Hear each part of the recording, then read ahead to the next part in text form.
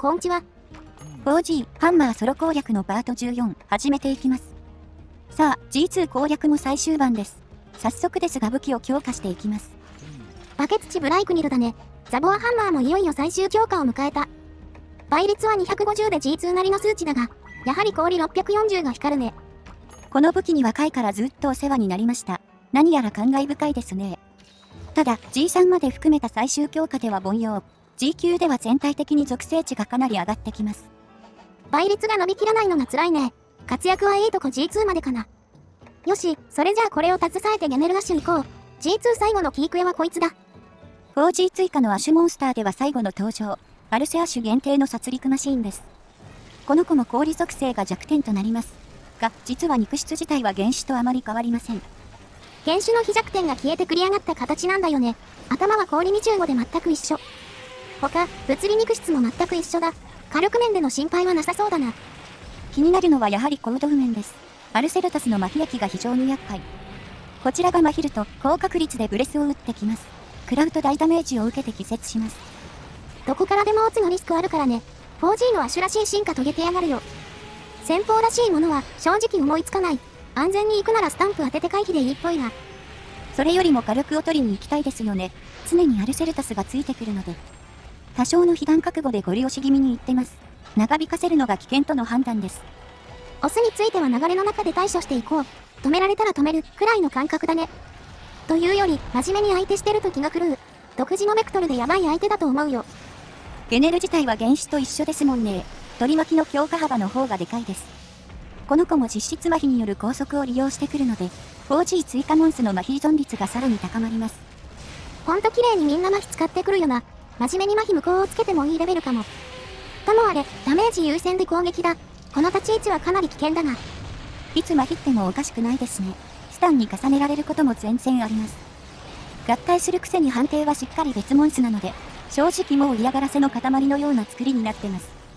麻痺無効をつけようにも妙につけづらいんだよな。これは対読でも同じことが言えるが。装飾品が1スロ1ポイントなんですよね。5スロスキルならつける余地あったんですが。かといって特化装備を組むほどの相手ではないので、絶妙にその辺の穴をついてきてます。とにかく早く終わらせるほかあるまい。頼むぞザボアハンマー。隣に移動してきました。今ちょうどオスを切らしててチャンスです。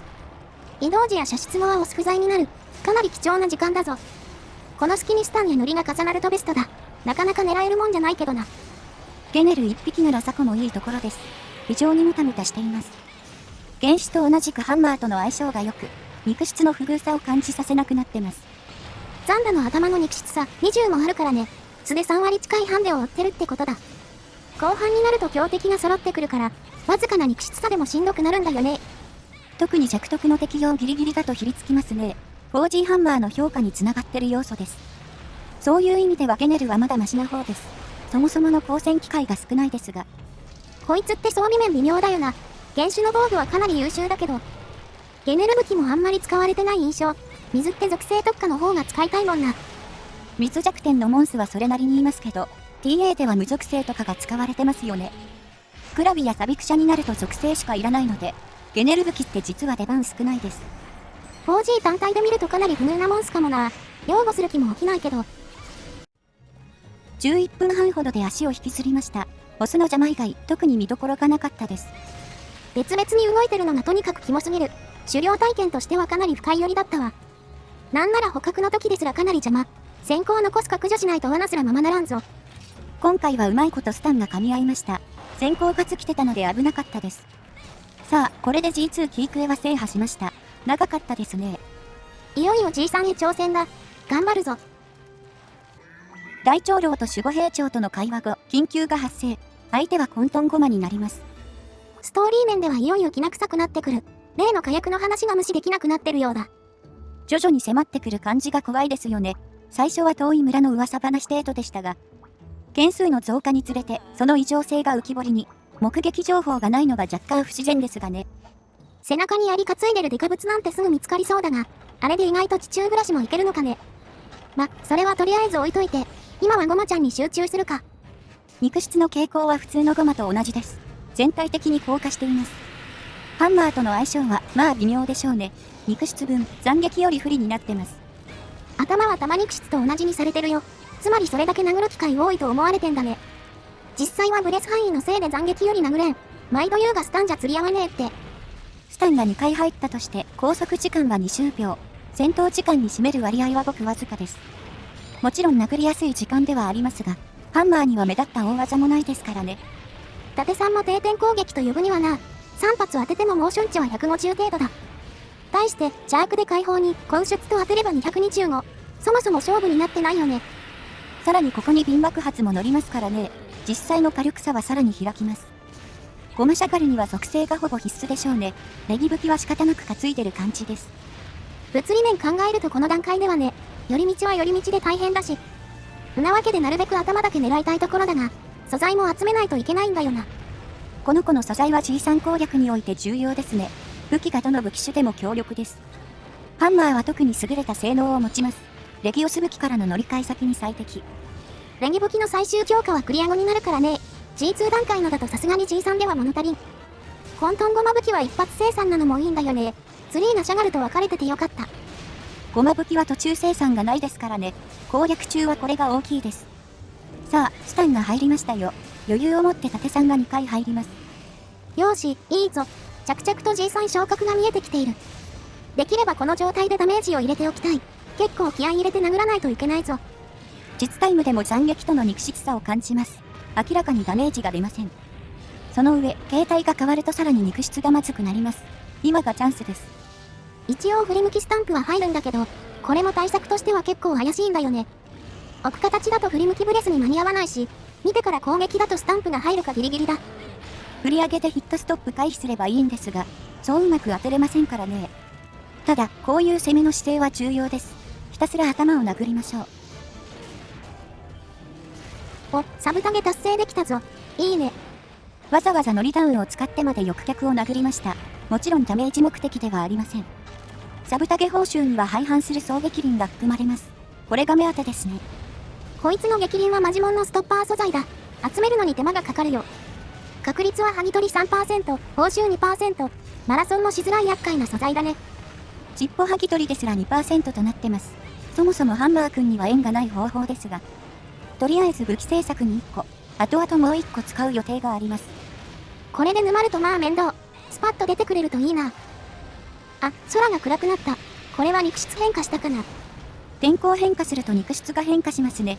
通常のコマも恐竜化で柔らかくなりましたが、こっちは逆に硬化します。これがちょっと問題なんですよね。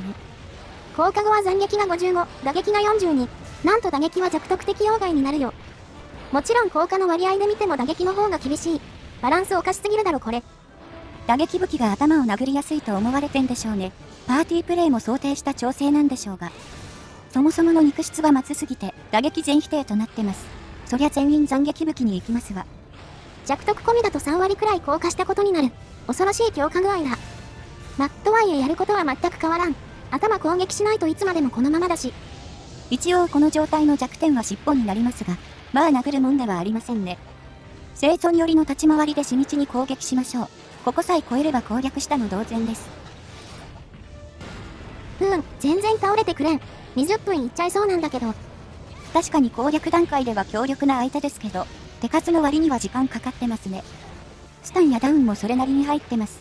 やっぱり数字は覆せないか。ちょっと頼むよ。お前は後で多めに周回すると思うからさ。あ、倒せたわ。18分10秒ね。周回を前提にするとちょっとかかりすぎですね。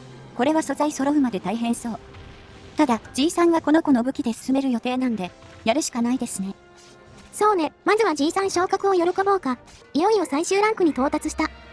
ここからは古竜とそれに準ずるやつだらけ。気合い入れていくぞ。火薬の剣がいよいよすぐそこに。一体何ゴグマジオスなんだ。というわけで混沌ハンマーを作成します。しっかり激鱗ゲットしてきましたよ。過去一時間かかったわ。どんだけ出にくいねんこれ。その代わりに武器の性能は1級。倍率は一気に300に到達だ。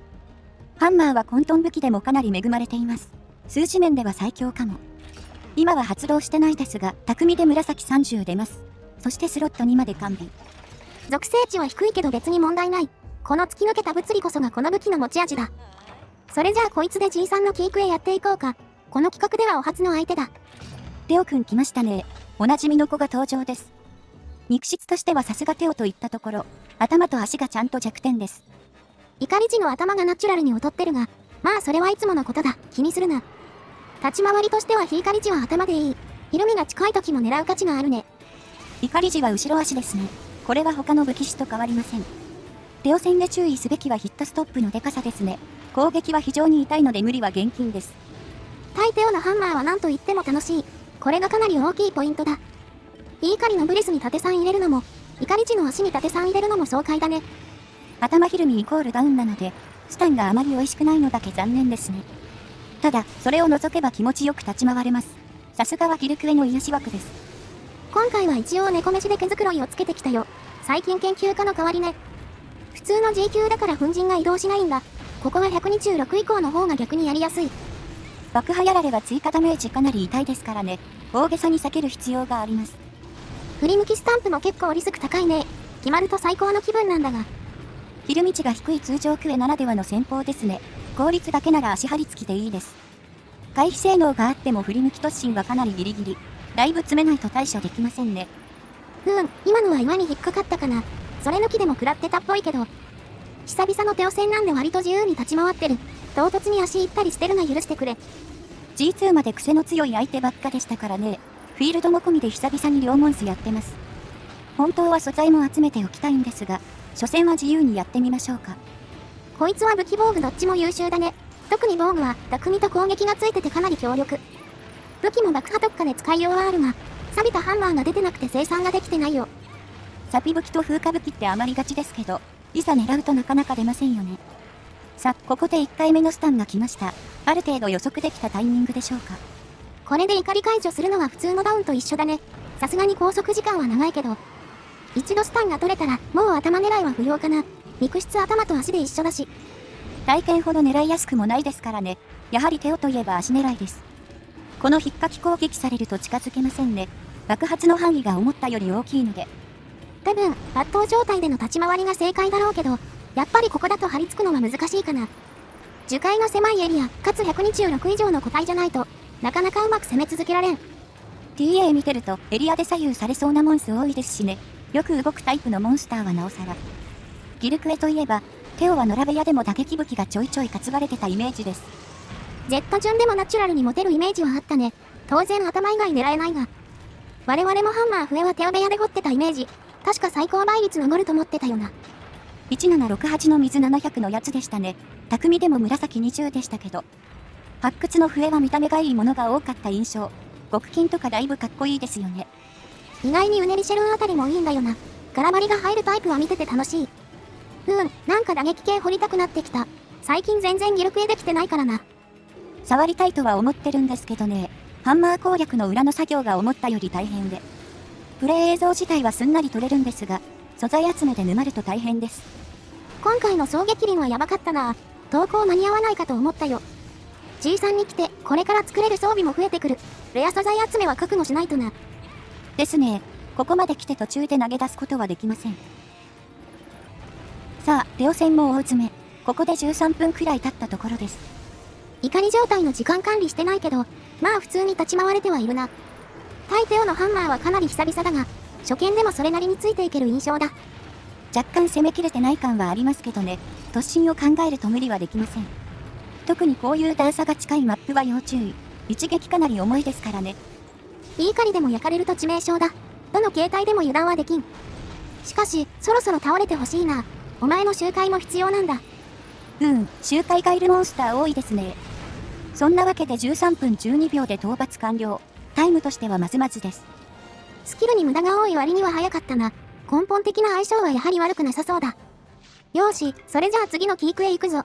こっちも楽しみだ。はい、テオと来たらもちろんこの方、クシャル君をやっていきます。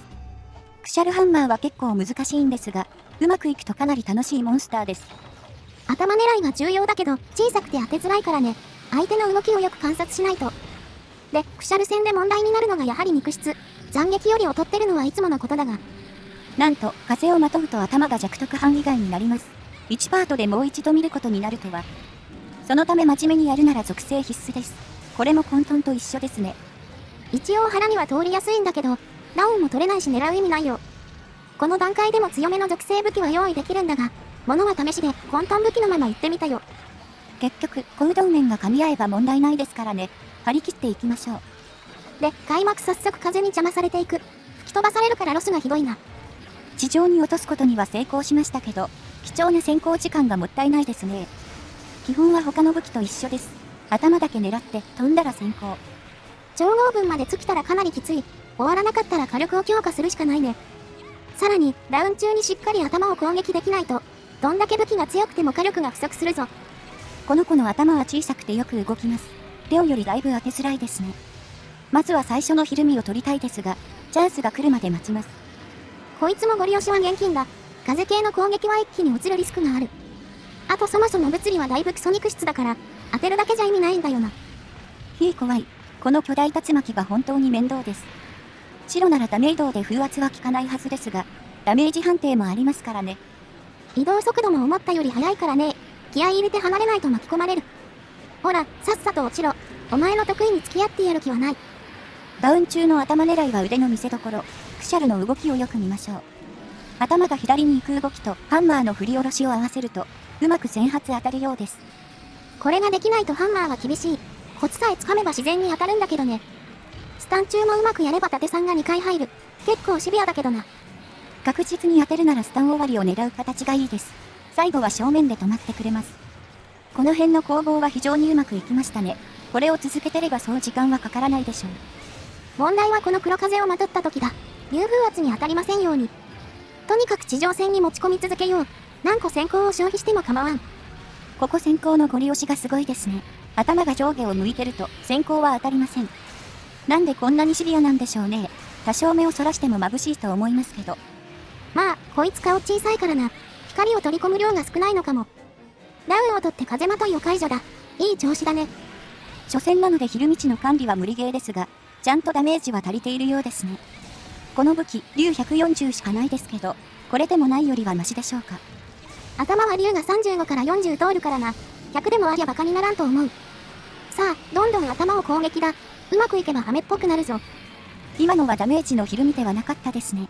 元気のひるみでしょうか。クシャルにはスタミナの耐性値が設定されています。この手のモンスターでは珍しいです。ちゃんと疲労っぽいリアクションもするしね。ここは打撃系には追い風かもな。疲労中はもちろん風も出ない。攻撃の手を緩めるな。早いとこ角を壊したいですね。壊れる頃には瀕死なんですが。そういえば、この子の素材はどうでしょう。すぐ使うイメージは湧きませんが。ため短縮と回避性能が主だよね。スロットが優秀で強力だ。ハンマーにため短縮はいらんが、匠がある部位を使う可能性あるな。やっぱり腰あたりが有用でしょうか。また集会に訪れるやもしれません。いよいよ古流系の道具も揃ってくるか。この企画も後半戦だね。間もなく10分というところで角が破壊できました。こうなればもうクリアも同然です。角が壊れれば当然風によるガードもなくなる。常時弱徳が発動するぞ。もちろん流風圧に怯える必要もなし、ただのトカゲだね。トカゲというにはギラギラしてますけど、古流らしさはもうありませんね。頭部破壊は体力 25% 以下です。あとは煮るなり焼くなり。最後はスタンプで締めて大勝利。タイムは11分28秒、かなりいけてるな。攻略段階のハンマーで11分は激アツですね。実際、プレイもかなりうまくいきました。頭への攻撃がはまらないとかなり下ります。物理ハンマーを持つなら外しは許されません。にしても、やっぱテオクシャはやってて楽しいな。ワイルズにいないのかなり寂しいんだけど。古流種自体ほぼいませんしね。ワールドで出しすぎたんでしょうか。さて、G3 キークエが2つ進みました。いよいよ大老殿も終わりが見えてきましたよ。次回はキークエ攻略と、さすがに装備作りしたいな。決戦に向けた準備が必要だからさ。武器と防具ももう1セット必要だな。また大変そうだが頑張ろう。特別許可証以降も色々とありますが、今はそこまで考えられませんね。最後までやり抜きましょう。ハンマーの熟練度も高めつつ。だな、寒いけど気合い入れていこう。ほいじゃ、次の動画で。またね。